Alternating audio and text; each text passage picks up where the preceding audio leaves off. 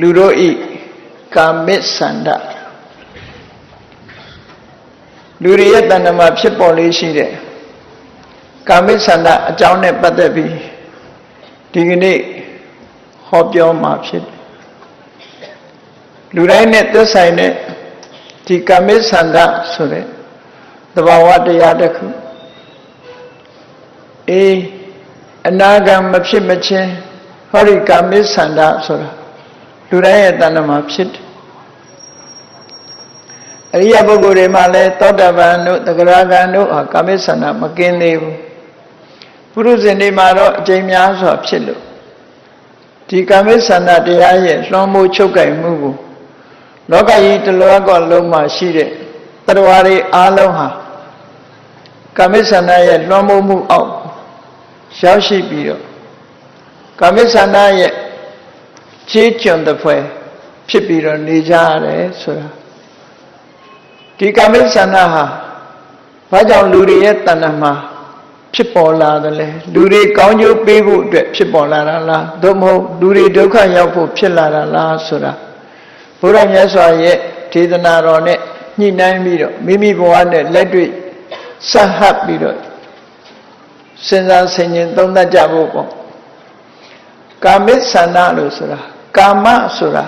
လူချင်းစရာအာယုံကိုကာမလို့ခေါ်တယ်ဒီနေရာမှာလူချင်းစရာအာယုန်นี่လူချင်းစရာအာယုန်ဆိုဒီမှာမျက်စိကမြင်ရတဲ့အစင်းလူချင်းစရာကောင်းတဲ့နှစ်သက်စရာကောင်းတဲ့မျက်နှာဝဲကောင်းတဲ့အစင်းအာယုန်နားနဲ့ကြားရတဲ့နှစ်သက်စရာမျက်နှာစရာကောင်းတဲ့အသံအာယုန်နှာခေါင်းနဲ့နမ်းရှူရတဲ့မျက်နှာစရာနှစ်သက်စရာကောင်းတဲ့အနတ်အာယုန်လျှာနဲ့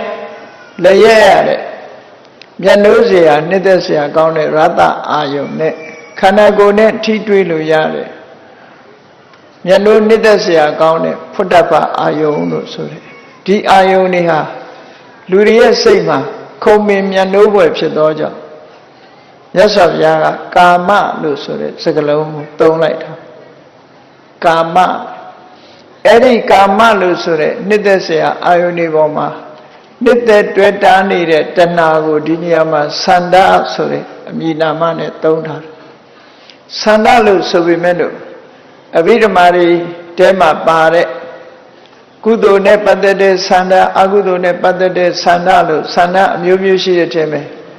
ဒီနေရာမှာဆန္ဒလို့ဆိုတာရာဂကိုဥတည်ပြီးတော့ပြောတာဖြစ်တယ်နှစ်သက်စရာအာယုန်တွေကိုတွေ့တာနေတဲ့လူချင်းတတ်မဲ့တဲ့တဏှာကိုပဲကာမိဆန္ဒဒီကာမိဆန္ဒကိုပဲယမယံခအဘိဇ္ဇာလို့ဒီ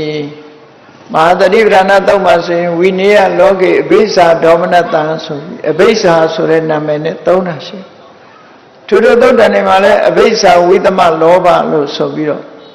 အဘိဇ္ဇာနဲ့ဝိသမလောဘလို့ဒီကာမိဆန္ဒကိုရည်ရွယ်ပြီးတော့သုံးတဲ့စကားလုံးတွေကာမိဆန္ဒဆိုတဲ့စကားလုံးဟာနော်နှစ်သက်စရာမျက်နှာစရာလိုချင်စရာအာယုန်တွေကိုလိုချင်နေတဲ့တဏှာလောဘဒါကိုကာမိဆန္ဒလို့ခေါ်တယ်လူတိုင်းရဲ့တဏှာမှာကာမိဆန္ဒဆိုတာဖြစ်ပေါ်လာထို့သောဖြစ်ပေါ်လာတော့လေအကြောင်းမဲ့ဖြစ်တာတော့မဟုတ်ဘူးအကြောင်းရှိတယ်အကြောင်းမဲ့ဖြစ်တဲ့အရာမရှိဘူးဒါကြောင့်မို့ဘာကြောင့်ဖြစ်တယ်ဆိုတာလည်းသိဖို့လိုတယ်ပေါ့အဲ့ဒါမသိခင်ကာမိဆန္ဒဆိုတဲ့စကားလုံးလေးရဲ့အဓိပ္ပာယ်ကိုရှင်းဥစွာမှတ်သားထားထိုစကားလုံးရဲ့စင်ပွားအဓိပ္ပာယ်တွေအနေနဲ့ဗာပြောလို့ဆိုကာမိဆန္ဒောဆိုတာကာမရာဂကာမဂုဏ်ပေါ်မှာကာမအာယုန်တွေပေါ်မှာတွေ့တာတယ်နှစ်သက်တယ်ကာမနန္ဒီကာမဂုဏ်တွေကိုမျက်နှိုးတယ်ကာမအာယုန်ပေါ်မှာမျက်နှိုးတယ်ကာမပရိလဟမျက်နှိုးတွေ့တာမှုကိုအကြောင်းပြုပြီးလူတွေရဲ့ရင်ထဲစိတ်နှလုံးထဲမှာပူလောင်စေတတ်တယ်ဒီလိုဆိုအဲ့တော့ပြောရမယ်ဆိုရင်တဏှာတို့လောဘတို့ရာဂတို့လူတွေရဲ့တဏှာမှာဖြစ်တဲ့ကောင်းကောင်းအာယုန်တွေပေါ်မှာမျက်နှိုးတွေ့တာတဲ့တဏှာလောဘလူချင်းမှုတွေတွေ့တာမှုတွေတတ်မဲ့မှုတွေ အာလုံးကိုခြုံငုံပြီးတော့ဒီနေရာမှာကာမိဆန္ဒလို့ဒီလိုခေါ်လိုက်တာအဲ့တော့ကာမိဆန္ဒဆိုတာလူတွေရဲ့တဏ္ဍာမှာဖြစ်လာတဲ့အချုပ်အားဖြင့်ပြောမယ်ဆိုရင်တဏှာလောဘရာဂကိုခေါ်တယ်လို့အဲ့ဒီတဏှာလောဘရာဂကလည်းပဲဒီနေရာမှာနှစ်သက်เสียကောင်းတဲ့အာယုန်တွေကိုလိုချင်မှုတွေ့တာမှုနှစ်သက်မှုကိုသာလဲကာမိဆန္ဒလို့ဒီလိုဆိုတာပေါ့အဲ့ဒီကာမိဆန္ဒဆိုတဲ့လောဘဆိုတဲ့တရားဟာသူ့အလိုလျောက်ဖြစ်လာသလားလို့ဆိုတော့မဟုတ်ဘူးအကြောင်းရှိတယ်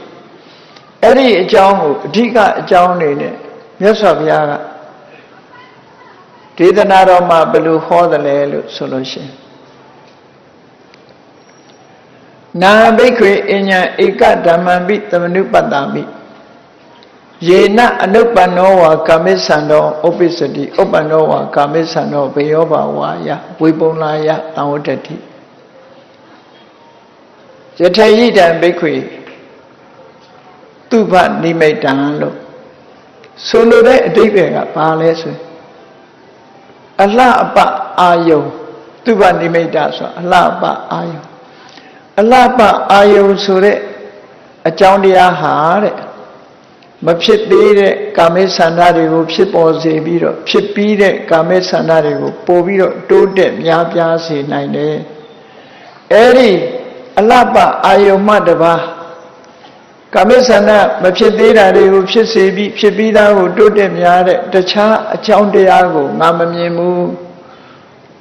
ဒီအလှပအာယုံပေါ့အကြောင်းပြုပြီးတော့ဒီကာမိဆန္ဒဆိုတာဖြစ်ရတယ်ဒါကကာမိဆန္ဒဖြစ်ပေါ်ခြင်းအကြောင်းတရားအလှအပဟုတ်ပြီအလှအပရှိတိုင်းကာမိဆန္ဒဖြစ်ရောလားဆိုတော့မြတ်စွာဘုရားရှင်းတယ်အတုပနိမိတံသူပနိမိတံအာယောနိသောမနတိကရောတောအလှပကိုမမမကန်မမယွင်ယွင်နှလုံးသွင်းမယ်ဆိုလို့ရှိရင်တဲ့မဖြစ်သေးတဲ့ကာမိဆန္ဒတွေဖြစ်လာလိမ့်မယ်ဖြစ်ပြီးသားကာမိဆန္ဒတွေပို့ပြီးတော့များပြားလာလိမ့်မယ်အဲ့တော့ကာမိဆန္ဒကိုဖြစ်စေတတ်တဲ့အရာဆိုတာဟာအလှပအာယုံကိုဆိုလိုတယ်ပေါ့သို့တော့အလှပအာယုံရှိုံနဲ့ကာမိဆန္ဒဖြစ်သလားလို့ဆိုမဖြစ်ဘူးအလှပအာယုံနဲ့ကြုံတိုင်းကာမိဆန္ဒမဖြစ်ဘူးဒါကြောင့်မို့သူဘနိမိတံအာယောနိသောမနတိကရောတောမိမိရဲ့နှလုံးသွင်းဆင်ញင်မှုမှားယွင်းမှုကလည်းအတွင်းအကြောင်းတစ်ခုပဲအလှပအာယုန်နဲ့တွေ့တိုင်းကာမိဆန္ဒမဖြစ်ဘူးလို့ဆိုလိုတယ်အဲ့ဒီအလှပအာယုန်ပေါ်မှာ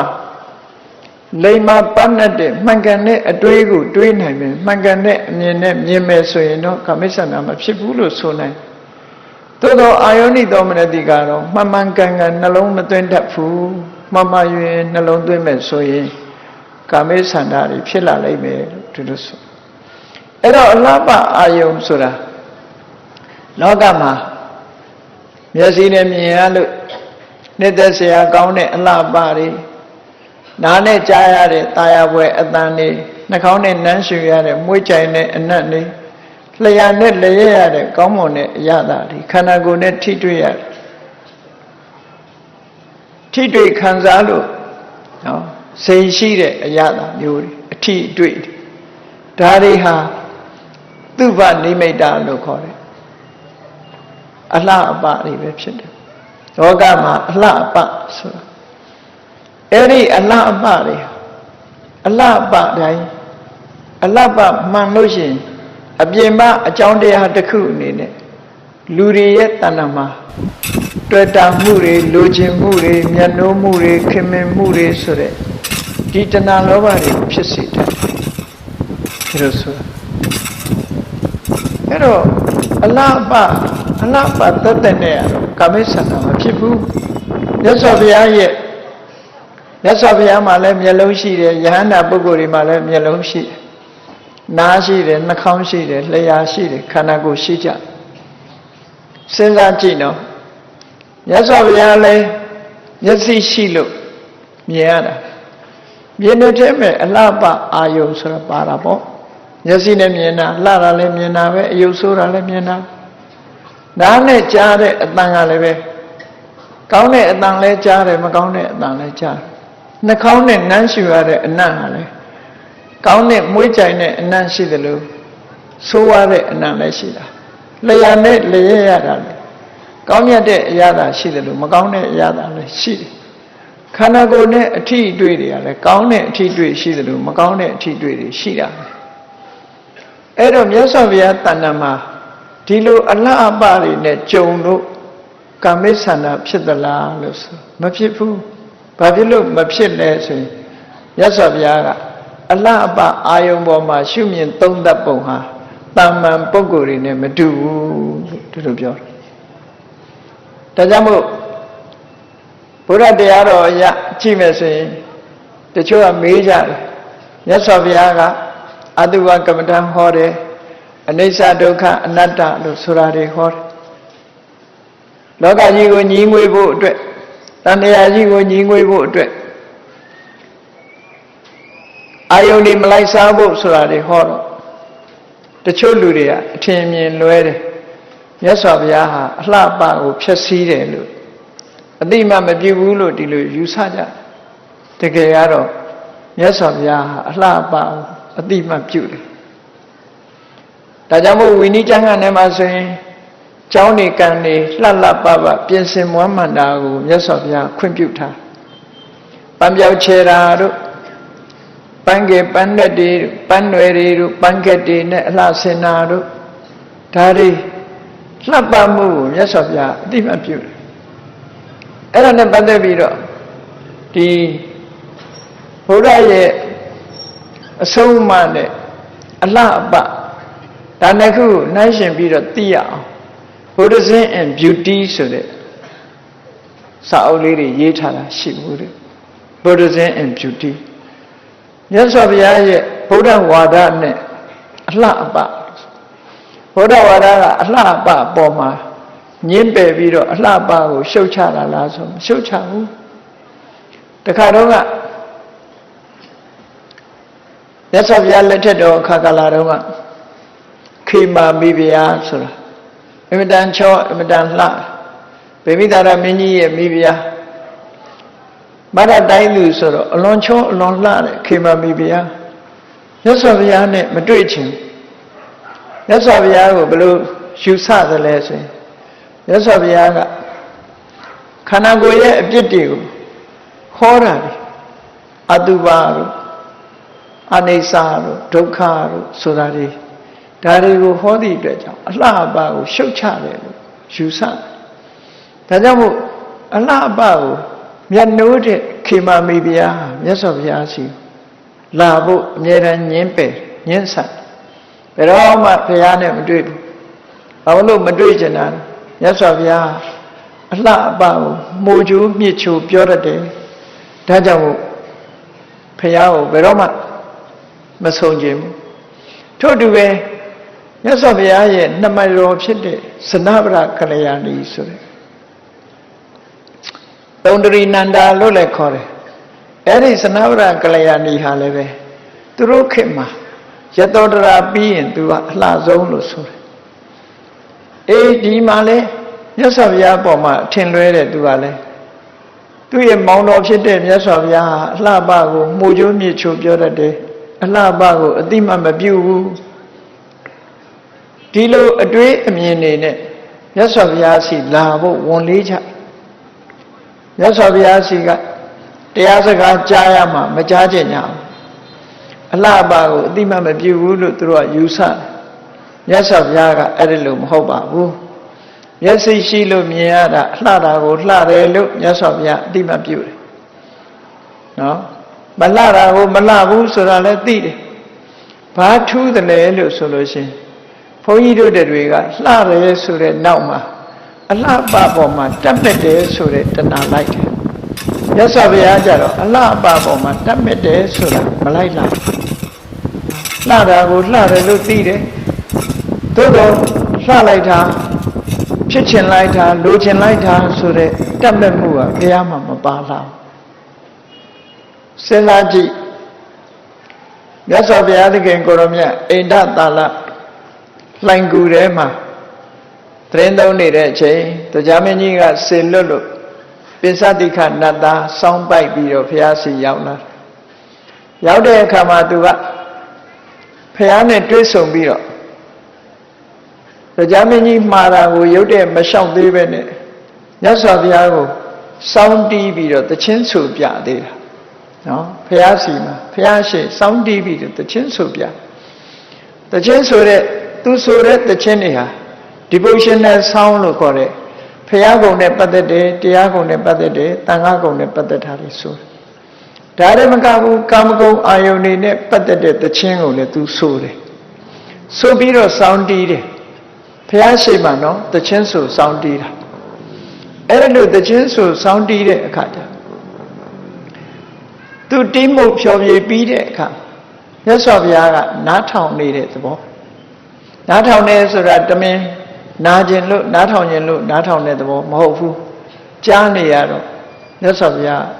သူ့စောင်းတန်ကိုအတိမတ်ပြုတယ်စောင်းတီးပြီးလို့တခြင်းဆိုပြီးတဲ့အခါမြတ်စွာဘုရားဘာအမိန့်ရှိလဲ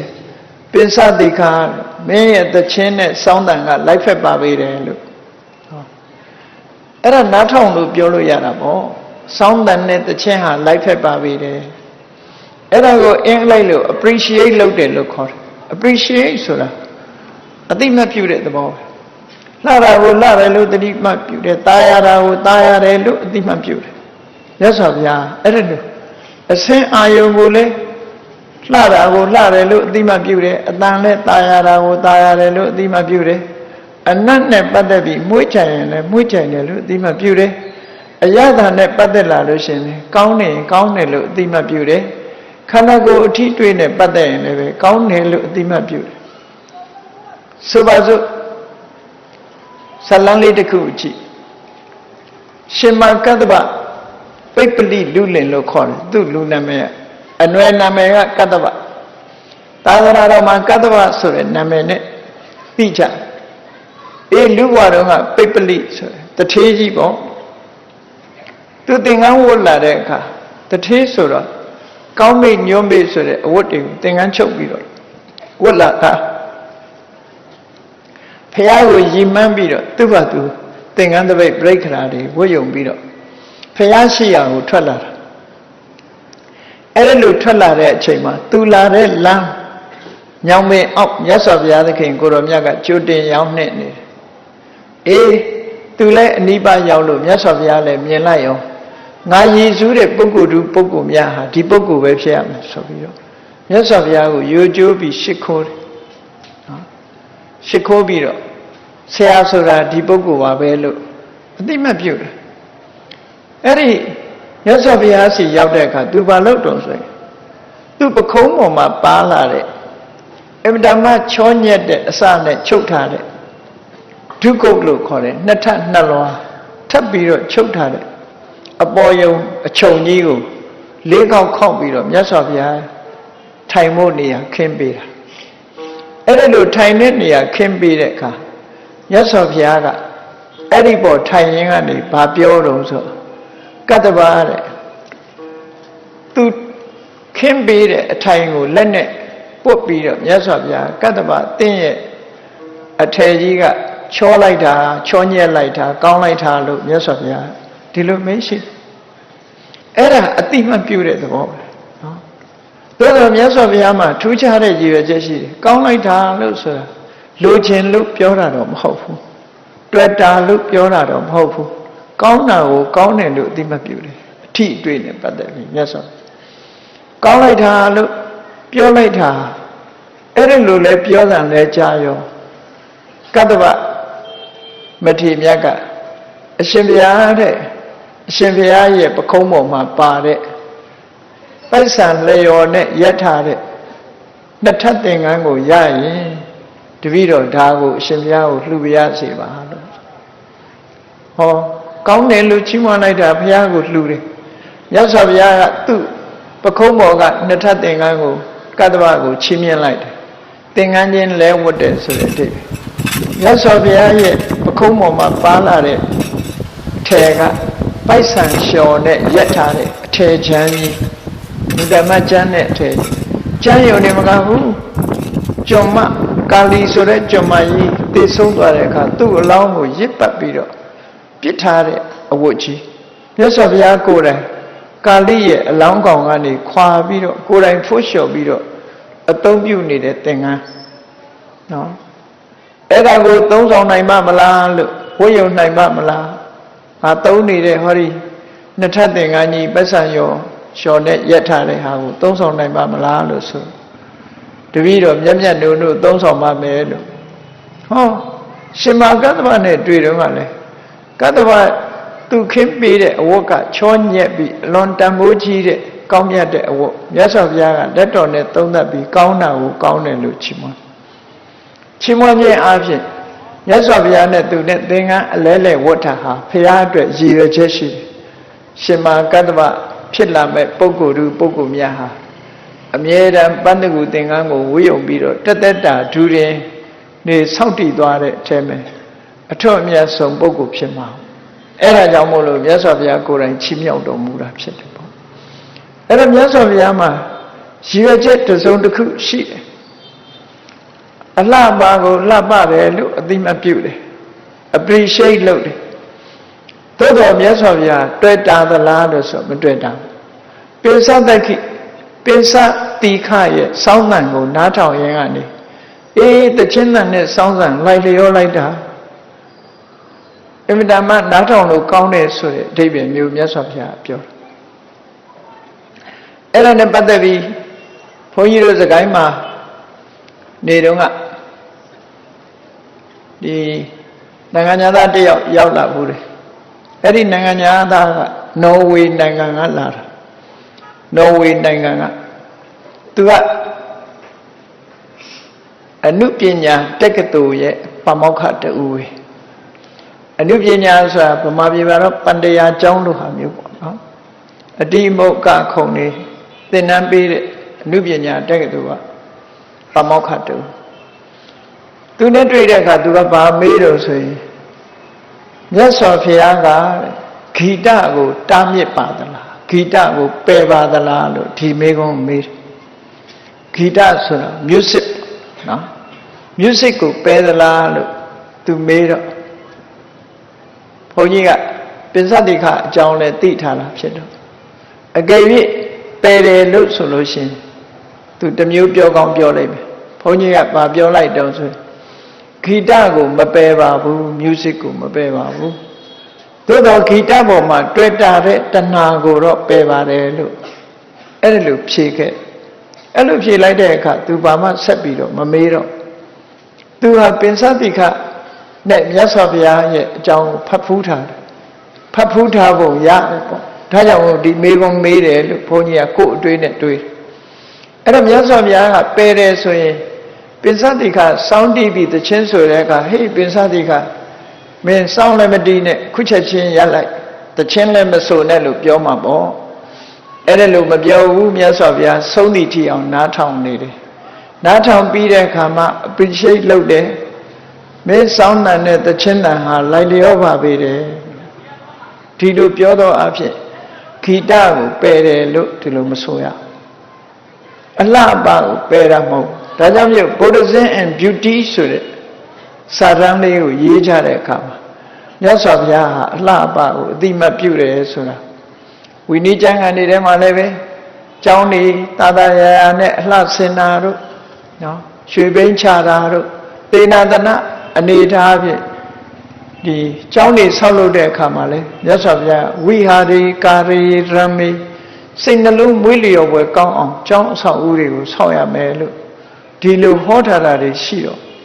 မြတ်စွာဘုရားဟာအလှပကိုအတိမတ်ပြုတယ်ဒီလိုဆိုရအလှပဆိုတဲ့သူကနိမိတ်ဟာဒီကာမိဆန္ဒဖြစ်ဖို့အတွက်အကြောင်းတစ်ခုဖြစ်တော်လဲသူတစ်ခုတည်းနဲ့တော့မဖြစ်ဘူးဘာကြောင့်ဖြစ်တော့ဆိုရင်အလှပကိုကြုံတွေ့တဲ့ပုဂ္ဂိုလ်ရဲ့တဏ္ဍာမှာဖြစ်တဲ့အာယောနိသောမနတိကာရလို့ဆိုတဲ့ unwise attention မသိမတဲ့မမှန်မကန်နှလုံးသွင်းမှုမမှန်မကန်နှလုံးသွင်းမှုဆိုတာလောဘဖြစ်တဲ့အတွေးနဲ့တွေးတာ နော်လောဘအတွေးနဲ့တွေးတာလိုချင်တဲ့စိတ်နဲ့အကြည့်နဲ့ကြည့်တာအဲ့ဒါလို့ဆိုမှဒီလောဘဆိုတာဖြစ်လာလှပယုံတစ်ခုတည်းနဲ့လောဘမဖြစ်ဘူးဒါကြောင့်မို့မြတ်စွာဘုရားကာမိဆန္ဒဖြစ်ခြင်းရဲ့အကြောင်းကိုဟောတဲ့အခါမှာသူပနိမိတ်တံအာယောနိသောမနတိကရောတောအလှအပအာယုံကိုမသိမတင့်နှလုံးသွင်းတဲ့ပုဂ္ဂိုလ်မှာလို့ဒီလိုသုံးတာအနုပ္ပန္နောဝါကာမိဆန္ဒောဥပ္ပစ္စတိမဖြစ်လာသေးတဲ့ကာမိဆန္ဒဟာလည်းဖြစ်လာတယ်ဥပ္ပန္နောဝါကာမိဆန္ဒောဘေယောဘာဝါယတံဝတ္တိဖြစ်ပြီးသားကာမိဆန္ဒတွေလည်းပို့ပြီးတော့တိုးလာစေတယ်လို့ဟောဒီလိုဟောအဲ့တော့ကာမိဆန္ဒလူတွေရဲ့တဏ္ဍာမှာဖြစ်တဲ့နှစ်သက်စရာအာယုန်တွေကိုနှစ်သက်တွေ့တာတဲ့လိုချင်တဲ့ကာမိဆန္ဒဆိုတဲ့တရားဟာသူ့ဘာနမိတ်နဲ့အာယောနိသောမနတိကာရဒီနှစ်ခုပေါင်းစပ်လိုက်တဲ့အခါမှာလူတွေရဲ့တဏ္ဍာမှာအကြောင်းပြုပြီးတော့ဖြစ်ပေါ်လာတယ်လို့ဒီလိုဆိုဟုတ်ပြီဖြစ်လာလို့ရှိရင်ကောင်းကျိုးပေးတာလားဆိုးကျိုးပေးတာလားလို့မေးစရာအကြောင်းရှိတယ်လောကလူသားတွေကတော့လူဆိုတာတွေ့တာမှုတွေမျက်နှာမှုတွေနှစ်သက်မှုတွေရှိမယ်လို့ဒီလိုထင်ကြလောဘကာမိဆန္ဒဖြစ်တာကောင်းတယ်လို့ထင်ကောင်းထင်လိမ့်မယ်မြတ်စွာဘုရားကတော့သုတ္တန်တစ်ခုမှာဘယ်လိုဟောတော့နန္ဒီဒုက္ခသမူလံနန္ဒီနှစ်သက်เสียအာယုန်တွေကိုနှစ်သက်တတ်တဲ့တဏှာလောဘရာဂတိဒုက္ခသမူလံဒုက္ခရဲ့အကြောင်းရင်းပဲလို့ဒီလိုဟောခဲ့တယ်နန္ဒီသမုဒယဒုက္ခသမုဒယအေးနှစ်သက်เสียအာယုန်တွေကိုမင်းနှစ်သက်မယ်တွေ့တာမယ်လိုချင်မယ်ဆိုလို့ရှိရင်အဲ့ဒါလိုချင်မှုဖြစ်လာခြင်းဟာဒုက္ခဖြစ်ခြင်းရဲ့အကြောင်းပဲလို့ဒီလိုဟောတာအဲ့တော့ကာမိဆန္ဒတွေတရားတွေကိုဒုက္ခကိုပဲပေးတယ်ဒုက္ခကိုမပေးဘူးသို့တော့လောကသားတွေအနေနဲ့ကတော့ဘယ်လိုတွေးတော့ဘယ်လိုပြောကြတော့ဆိုရင်လူတွေကအေးလူဆိုတာလောဘရှိရမှာလောဘမရှိရင်စီးပွားဥစ္စာမဖြစ်ဘူးလောဘရှိတဲ့ပုဂ္ဂိုလ်မှာကြီးပွားတိုးတက်တယ်စီးပွားဥစ္စာတွေဖြစ်တယ်လို့ယူဆကြသို့တော့အဲ့ဒီအတွေးဟာမှန်ကန်မှုရှိသလားလို့ဆိုမှန်ကန်မှုမရှိဘူးဘာကြောင့်မရှိတာလောဘရှိလို့ချမ်းသာတာမဟုတ်ဘူးတေချာစဉ်းစားကြည့်နော်လောဘရှိလို့လူတွေဟာစီးပွားဥစ္စာတွေတိုးတက်ပြီးတော့ချမ်းသာတာလို့လူတွေကထင်ကြတယ်သို့တော့လောဘကြောင့်ချမ်းသာတာလားလို့ဆိုလောဘကြောင့်ချမ်းသာတာမဟုတ်ဘူးချမ်းသာတာဘာကြောင့်ချမ်းသာတာတော့ဆိုပညာနဲ့လုံလဝိရိယကြောင့်ချမ်းသာတာစီးပွားရေးလုပ်တတ်တဲ့ပညာနော်စီးပွားရေးအလုပ်ကိုနားလည်တဲ့ပညာရဲ့စီးပွားကြိုးစားအထောက်တဲ့ဝိရိယရဲ့အဲ့ဒီပညာနဲ့လုံလကြောင့်လူတွေချမ်းသာတာသို့တော်လူတွေကထင်တယ်လောဘကြောင့်ချမ်းသာတယ်လို့ထင်အဲ့ဒါဆိုလို့ရှိရင်လေလူဖြစ်လာလို့ရှိရင်လောဘဆိုတာရှိပြီးသားပဲရှိပြီးသားပဲစီးပွားရေးပညာမသိနဲ့ငုတ်တုတ်ထိုင်နေလူချင်တဲ့စိတ်ကလေးသာမွေးကြီးပွားမလားဘယ်လိုမှမကြီးပွားနိုင်ဘူးနော်လူချင်တဲ့စိတ်ဆိုတာလူတွေရဲ့မွေးရပါကြီးပဲလောဘဆိုတာလူတွေရဲ့တဏ္ဍာမှာဖြစ်တဲ့မွေးရပါကြီးပဲအဲ့ဒီမွေးရပါလောဘလေးနဲ့လူတွေဟာကြီးပွားတိုးတက်သလားလို့ဆိုဘယ်ကြီးပွားတိုးတက်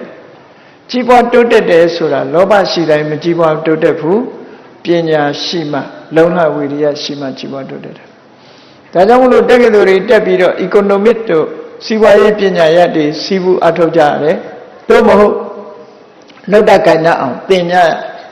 အယောင်းဝယ်ပညာသင်တယ်စီးပွားလုပ်နည်းသင်တယ်ဆိုတာတွေကပညာတွေပဲအဲ့ဒီပညာနဲ့ကြိုးစားအထောက်မှုအထောက်မှသာနဲ့စီးပွားဥစ္စာတိုးတက်တာလောဘကြောင့်တိုးတက်တာမဟုတ်ဘူးဒါကြောင့်မြတ်စွာဘုရားကသစ္စာ၄ပါးမှာဆိုလဲဟောတယ်လေလောဘဆိုတဲ့နေရာမှာချမ်းသာကြောင်းလို့တခါမှမဟောဘူးမြတ်စွာဘုရားဒီတဏှာလောဘဆိုတာနန္ဒီဒုက္ခသမူလံဆင်းရဲဒုက္ခကိုပေးတယ်ဒါဖြင့်ဟုတ်ပြီဘုန်းကြီးတို့တွေတဏ္ဍာမှာရှိတဲ့ကာမိဆန္ဒဆိုတဲ့ဒီလောဘကဘယ်လိုဆင်းရဲတာကိုပေးတယ်လဲစဉ်းစားကြည့်လူကိုခင်မင်းနဲ့ပစ္စည်းဥစ္စာကိုတွေ့တာတယ်လူကိုခင်မင်းခြင်းကြောင့်အဲ့ဒီလူနဲ့ပတ်သက်လာလို့ရှိရင်တောကဖြစ်တယ် ပစ္စည်းဥစ္စာကိုတွေ့တာခြင်းကြောင့်အဲ့ဒီပစ္စည်းဥစ္စာနဲ့ပတ်သက်လာရင်တောကဖြစ်တယ်စိတ်နှလုံးအေးချမ်းမှုကိုမဖြစ်စေဘူးကိုယ်နဲ့မခင်ခင်တုန်းကအဲ့ဒီပုဂ္ဂိုလ်ဘာဖြစ်ဖြစ်တောကဆိုတာမလာဘူးကိုယ်နဲ့လက်တွဲပြီးခင်မင်းလာပြီဆိုလို့ရှိရင်တော့အဲ့ဒီပုဂ္ဂိုလ်တစ်ခုခုဖြစ်မှအောင်စိုးရိမ်လားဒီလိုပစ္စည်းဥစ္စာလည်းကိုမပိုင်ဘူးဆိုရင်ဘယ်သူမှတောကမဖြစ်ဘူးကိုပိုင်တဲ့ပစ္စည်းဆိုရင်တောကဖြစ်တယ်အဲ့ဒီတောကကိုဘယ်သူကမွေးထုတ်တာတော့လို့မေးလို့ရှိရင်ကာမိသန္တာဆိုတဲ့လောဘတဏှာရာဂကမွေးထုတ်တာဒါကြောင့်မို့လို့လောဘကြောင့်တောကတာဖြစ်တယ်လောဘကြောင့်ချမ်းသာဒုက္ခရတာမဟုတ်ဘူးဆိုတာကိုသေသေးချာချာမှတ်ထားဖို့လိုအပ်တယ်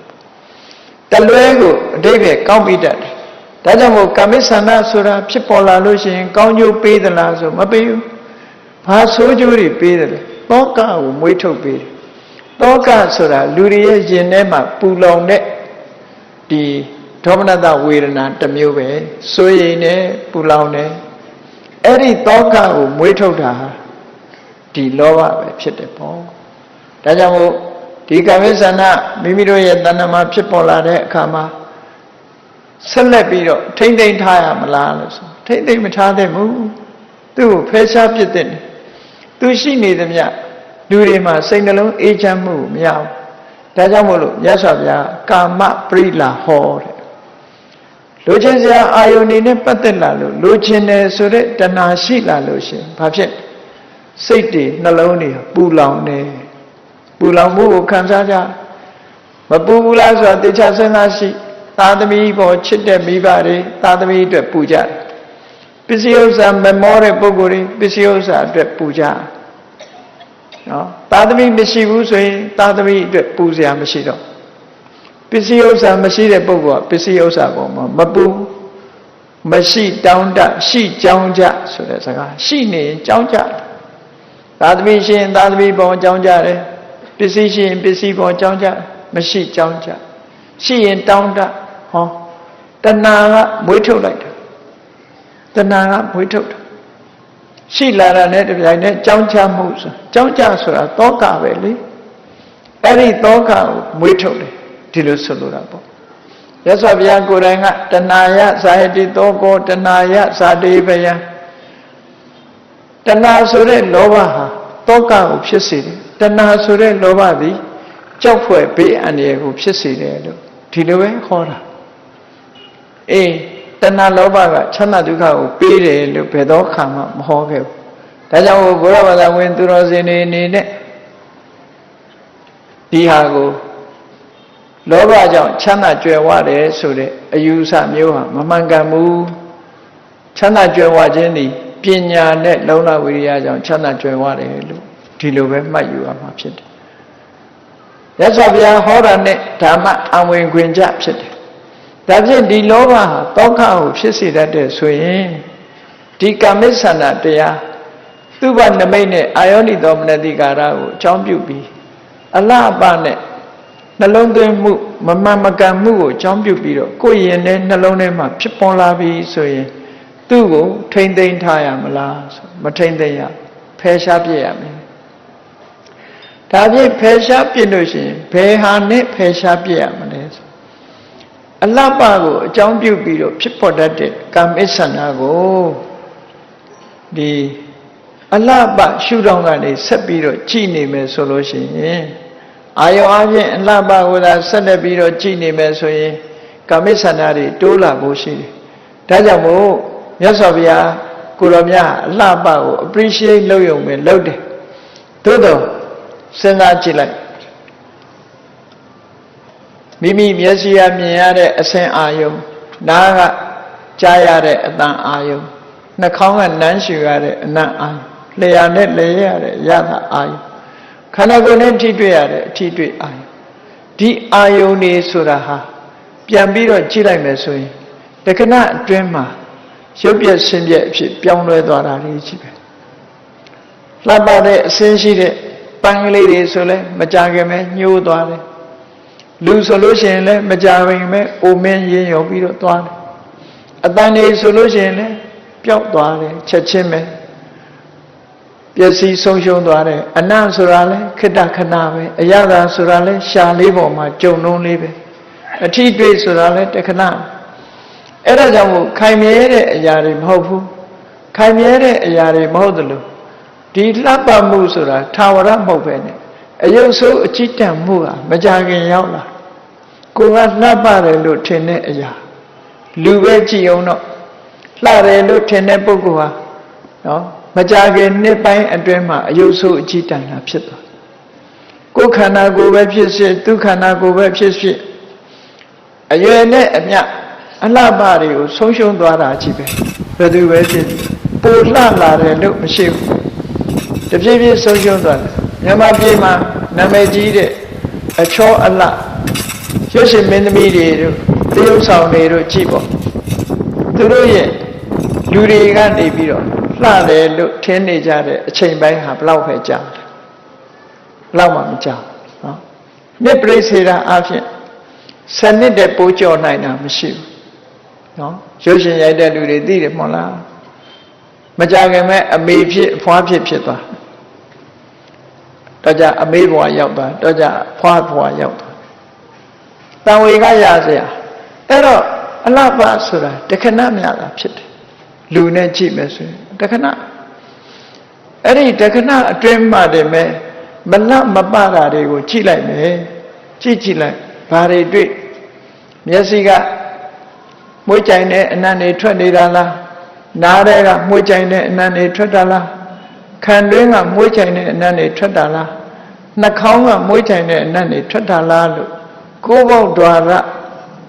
လူရဲ့ခန္ဓာကိုယ်ကထွက်တာတွေကိုကြည့်လိုက်လို့ရှင်အားလုံးဟာမတရီစရာယွန်စရာတွေကြည့်ပဲထွက်တယ်ဒါကြောင့်မို့လို့မြတ်စွာဘုရားသခင်ကိုရောမြတ်ကအတုပနိမိတ်တာမလှဘူးမတင့်တယ်ဘူးဆိုတဲ့အာယုန်နမိတ်စိတ်ထဲကဖန်ဆင်းပြီးဖြစ်စီအမှန်ကန်သိတွေးတောရင်ဖြစ်စီအတုပနမိတ်လို့ဆိုတဲ့မလှတဲ့အာယုန်နမိတ်ကိုမှတ်ယူပါဒီလိုဆိုတာပေါ့အာယုန်နမိတ်ကိုမှတ်ယူပါအေးအတုပဆိုလို့ရှိရင်ဒီမြန်မာပြည်မှာတော့လူအများစုကအတုပဆိုလို့ရှိရင်ဖြူနေတယ်လောက်ပဲအောင်းမေ့ချအတုပဆိုတဲ့စကားလုံးကမတက်မတဲယွန်းစပွဲကောင်းတယ်ဆိုတဲ့အဓိပ္ပာယ်ကိုဖော်ပြသက်ရှိထင်ရှားဖြစ်နေစေကမူမတင့်တယ်လို့အတုပလို့ခေါ်တယ်တင့်တယ်သလားမတင့်တယ်ဘူးလားကိုယ့်ကိုယ်စဉ်းစားကြည့်ပေါ့မနဲ့အိယာထတာလူတိုင်းမနဲ့အိယာထရင်ပယ်သွားရတိုင်းလက်ထဲဝင်မျက်နှာသိရတယ်သွားတိုက်ရတယ်နော်အဲ့ဒါတွေဟာတင့်တယ်လို့လားမတင့်တယ်လို့လားဆိုမတင့်တယ်လို့ဖြစ်တာဟောလူတွေကဆေးကြောတန်းစင်ပြီးတော့အမြဲတမ်းသုတ်တင်နေကြတယ်သုတ်တင်နေကြခန္ဓာကိုယ်တွေကထွက်သမျှမှုှကြိုင်တဲ့အရာတခုမှမရှိဘူးနံစော်တဲ့အရာတွေလွန့်ပြရမယ့်ဟာတွေကြီးပဲအကုန်လုံးအဲ့ဒါလို့အသုံးဝင်ပြီးတော့ရွံစရာမတရီစရာတွေကြီးပဲခန္ဓာကိုယ်တွေကထွက်တာဖြစ်သောကြောင့်လူရဲ့ခန္ဓာကိုယ်ဟာအပေါ်ယံအရေးလေးကြည့်ပြီးတော့လှတယ်မလှဘူးဒီလိုပြောကြတာเนาะဒါကြောင့်မို့အင်္ဂလိပ်စကားရှိတယ်လေ beauty is skin deep တဲ့အပေါ်ယံအရေးလေးကတည်းလှတာပါเนาะလှတယ်ဆိုတာအရေးလေးတည်းအရေးဟိုပဲရောက်သွားဘယ်ပုဂ္ဂိုလ်မှလှတာဆိုတာမရှိဘူးအေးမြတ်စွာဘုရားကအဲ့ဒီအရေးကိုဖြတ်ကျော်ပြီးတော့မတက်မတဲအတုပဆိုတဲ့မလှပဘူးဆိုတဲ့အာယုံကိုရအောင်မှတ်ယူထားပြီးယောနိသောမနတိကာရလို့ဆိုတဲ့မှန်ကန်စွာနှလုံးသွင်းဆင်ခြင်တတ်တဲ့အသိဉာဏ်နဲ့ဆင်ခြင်သုံးသပ်ပြီးတော့ကြည်ခြင်းအပြင်ဖြစ်ပေါ်လာတဲ့ကာမိဆန္ဒကိုဖယ်ရှားနိုင်ပါတယ်လို့ဒီလိုဆိုတာနော်အဲ့ဒါကြောင့်မို့လို့သုတ္တမမြတ်စွာဘုရားကနာဟံဘိက္ခွေအညံဧကဓမ္မံဘိသမနုပတ္တမိယေနဥပ္ပန္နောဝါကာမိသန္တောအနုပ္ပန္နောဝါကာမိသန္တောနာဥပ္ပစ္စတိဥပ္ပန္နောဝါကာမိသန္တောပဟိယတိယထေယိတံအတုဝနိမိတ်တံမလှပဘူးဆိုတဲ့အာယုန်နမိတ်အဲ့ဒီအာယုန်နမိတ်ဟာတဲ့မဖြစ်သေးတဲ့ ကာမိဆန္ဒကိုလည်းမဖြစ်စေဘူးတဲ့ဖြစ်ပြီးသားကာမိဆန္ဒကိုလည်းဖယ်ရှားပြစ်နိုင်တယ်အဲ့ဒီအတုပအာယုံမတင့်တယ်ဘူးဆိုတဲ့အာယုံကလွဲပြီးတော့တခြားအကြောင်းကိုငါမမြင်ဘူးလို့မြတ်စွာဘုရားကဒီလိုဟောတာဒါကြောင့်မို့ကာမိဆန္ဒကိုဖယ်ခြင်းတယ်ဆိုလို့ရှိရင်ဘုန်းကြီးတို့တွေဟာမလှပမှုတွေကိုတွေးတောဆင်ခြင်သုံးသပ်ပြီးတော့ကြည့်ဖို့လိုအပ်တယ်အေးဒါကြောင့်မို့အတုပနိမိတံယောနိတောမနတိကရောတောမလှပဘူးဆိုတာကိုအသိဉာဏ်နဲ့ဆင်ခြင်သုံးသပ်ကြည့်တဲ့ပုဂ္ဂိုလ်မှာမဖြစ်သေးတဲ့ကာမိဆန္ဒလည်းဖြစ်မလာတော့ဘူးဖြစ်ပြီးသားကာမိဆန္ဒကိုလည်းဖယ်ရှားလို့ရသွားတယ်လို့ဒီလိုဟောတာပေါ့ဒါကြောင့်မို့လို့ကာမိဆန္ဒလောဘဆိုတဲ့လောဘဟာကောင်းကျိုးချမ်းသာကိုမပေးဘူးမပေးသည့်အတွက်ကြောင့်မတင့်တယ်ဘူးဆိုတဲ့အာယုန်နမိတ်ကိုမှန်ကန်တဲ့အတွေးတွေနဲ့မှန်ကန်တဲ့အသိဉာဏ်နဲ့ရှုမြင်သုံးသပ်ပြီးတော့ကာမိဆန္ဒမိမိတဏ္ဍာမှာဖြစ်ပွားမလာရအောင်ဖြစ်လာလို့ရှိရင်လည်းဖယ်ရှားလို့ရအောင်ကြိုးစားအားထုတ်ကြရမှာဖြစ်တယ်အဲ့ဒါလို့ကြိုးစားအားထုတ်မှခုနကပြောတဲ့နန္ဒီဒုက္ခတမူလံတဏှာလောဘကိုလက်ခံထားမယ်ဆိုရင်ဆင်းရဲဒုက္ခဖြစ်ဖို့ရအကြောင်းဖြစ်လာတယ်လောဘသည်တောကဖြစ်စေတတ်တာဖြစ်သောကြောင့်လောဘကိုမိမိတို့ရဲ့ရင်နဲ့နှလုံးထဲမှာကြာရှည်စွာသိမ့်ထားရမယ်အရာမဟုတ်ဘူးကာမိဆန္ဒဆိုတဲ့လောဘသည်နိဝရဏတရားတစ်မျိုးဖြစ်တယ်ပေါ့နိဝရဏဆိုတာဘာကိုခေါ်တာလဲနိဝရဏဆိုတာကုသိုလ်စိတ်တွေမပေါ်အောင်ဆုတ်ပိတ်တတ်တဲ့တရားလို့ဒီလိုအဓိပ္ပာယ်ရမိုးရာသီမှာရေမြောင်းနေပိတ်ဆို့နေတယ်ဆိုရင်ရေတွေရှမ်းထွက်ရေတွေရှမ်းလာပိတ်ဆို့နေလို့ရှိရင်ရှေ့ကိုရေမစီးဘူးထို့တူပဲလူတွေရဲ့တဏ္ဍာမှာဟောဒီကာမိဆန္ဒဖြစ်နေပြီဆိုလို့ရှိရင်ကုသိုလ်စိတ်တွေဖြစ်မလာနိုင်ဘူးကာမိဆန္ဒကစုပ်ပိတ်ထားသည့်အတွက်ကြောင့်ကောင်းမြတ်တဲ့ကုသိုလ်စိတ်တွေတရားစိတ်တွေနော်အလောဘဆိုတာတွေအဒေါသဆိုတဲ့မေတ္တာစိတ်တွေအမောဟဆိုတဲ့အသိပညာဖြစ်မလာနိုင်တော့ဘူးကာမိဆန္ဒကနိဝရဏဖြစ်လို့စုပ်ပိတ်တာစိတ်ရဲ့အညစ်အကြေးတွေစိတ်ဟာညစ်နွမ်းသွားတယ်ဗကတိစင်ကြဲနေတဲ့စိတ်ကလေးဟာကာမိဆန္ဒဖြစ်လိုက်တာနဲ့တပြိုင်နက်ဖြူစင်းနေတဲ့စိတ်ကလေးဟာညစ်နွမ်းသွားတယ်အေးချမ်းနေတဲ့စိတ်ကလေးဟာပူပန်တော့ကဖြစ်လာအေးချမ်းတာလည်းပဲပူပင်လာတယ်ဖြူစင်းနေတာတွေကလည်းညင်နွမ်းသွားတယ်ဘယ်သူကလှုပ်တာလဲဆိုကာမိဆန္ဒလှုပ်တာကာမိဆန္ဒဆိုတဲ့လောဘကလှုပ်တာကာမိဆန္ဒလောဘကိုကြံစည်လက်ခံထားမယ်ဆိုရင်ဘာဖြစ်လဲပညာယဒုပ္ပလိကရဏအသိပညာတွေအပြော့သွားလိမ့်မယ်လောဘတွေလွှမ်းမိုးထားတဲ့ပုဂ္ဂိုလ်ရဲ့စိတ်မှာအသိပညာဆိုတာဖြစ်မလာနိုင်ဘူး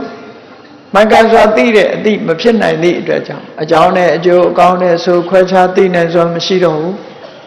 မပြောတဲ့နာတွေလည်းပြောမိတယ်မလုံးတဲ့နာတွေလည်းလုံးမိတယ်မတွေးတဲ့နာတွေလည်းတွေးမိတယ်ဟောသူကနေဒုက္ခပေးတာဒါကြောင့်မို့လို့